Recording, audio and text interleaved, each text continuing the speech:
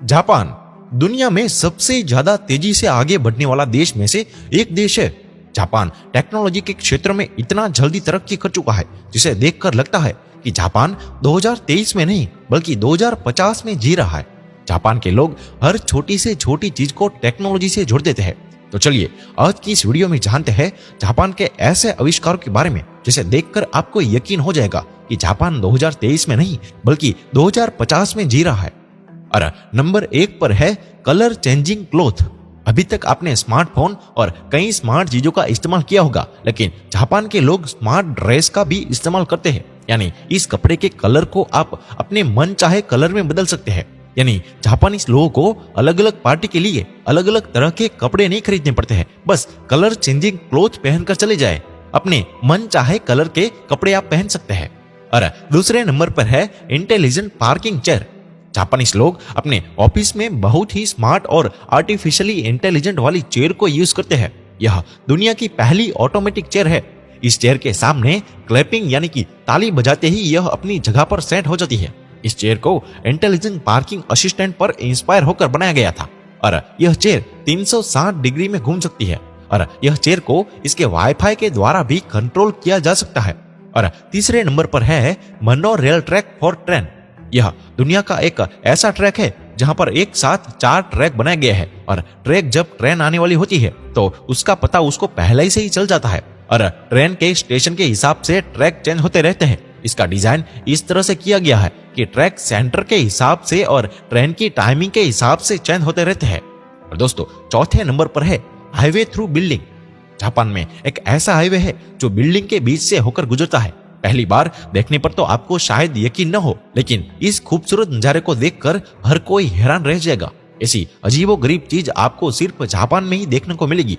दरअसल यहाँ एक हाईवे बनना था, लेकिन इस जमीन के मालिक ने सरकार को अपनी जमीन देने से मना कर दिया, जिसके चलते जापान सरकार को इस बिल्डिंग के 6ठे, 7वें और 8वें फ्लोर पर हाईवे बनानी पड़ी थी। और 5वें नंबर पर है टॉयलेट्स इन एलिवेटर। दुनिया भर में ऑफिस बिल्डिंग और होटल रूम में जल्दी पहुंचने के लिए एलिवेटर्स लगे हुए होते हैं, लेकिन जापान के इन एलिवेटर में टॉयलेट की भी सुविधा होती है, क्योंकि कभी कभार अचानक बिल्डिंग में लाइट चली जाती है। ऐसे में लिफ्ट में फंसे लोगों को परेशानी ना हो, इसलिए एलिवेटर में भी टॉयलेट की सुविधा दी गई है। और 6ठे नंबर पर है हाई स्पीड ट्रेन।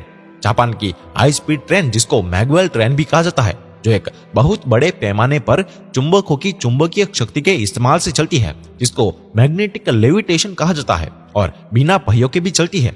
मैगवेल ट्रेन को सेंट्रल जापान रेलवे कंपनी और कावासाकी हेवी इंडस्ट्रीज द्वारा 2 सितंबर 2023 को बनाया गया था, जिसकी स्पीड 581 किलोमीटर प्रति घंटा थी। अगर आप इस ट्रेन को देखने के लिए खड़े रहेंगे तो जब वे ट्रेन आएगी तो पक्का आप डर जाएंगे, क्योंकि इसकी स्पीड ही इतनी ज्यादा है। और 7वें नंबर पर है ऑटोमेटिक डोर। भारत में रेलवे प्लेटफॉर्म में भीड़ की वजह से हर दिन कई लोग दुर्घटना के शिकार हो जाते हैं, लेकिन जापान में लोगों को दुर्घटना से बचाने के लिए प्लेटफॉर्म पर ऑटोमेटिक डोर लगाए जाते हैं, जो ट्रेन के रुकने पर ही खुलता है और ट्रेन के चलते ही यह बंद हो जाता है। इस तरह से हर साल कई लोगों की जान बच जाती है। और 8वें नंबर पर है शोनन मोनोरेल ट्रेन। आपने ट्रैक के ऊपर चलने वाली ट्रेन तो बहुत देखी होगी, लेकिन जापान में ट्रैक के नीचे भी ट्रेन चलती है। मोनोरेल एक ऐसी ट्रेन है जो कि रेलवे लाइन पर नहीं बल्कि इनके बीम के सहारे चलती है और इसके सारे कोच भी इससे जुड़े हुए होते हैं। इसका पाथ सड़क मार्ग से लगभग 10 फीट या इससे भी अधिक ऊंचाई पर बनाया जाता है, जिससे कि यात्रियों को ट्रैफिक से बहुत आराम मिलता है। साथ ही यात्रियों की सुविधा का ख्याल भी रखा जाता है। और 9वें नंबर पर है हर चीज के लिए वेंडिंग मशीन।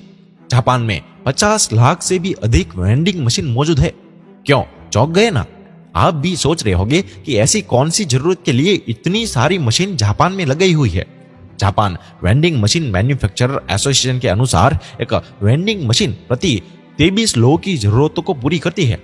जापान की आबादी और यहाँ की संपत्ति की कीमतों की वजह से जापानी लोग के पास उपभोक्ता वस्तुओं को स्टोर करने के लिए ज्यादा जगह नहीं है, जिसकी वजह से जापानी कंपनियों ने रिटेल स्टोर खोलने की बजाय वेंडिंग मशीन लगाई हुई है। देश में लगभग हर चीज के लिए एक वेंडिंग मशीन है।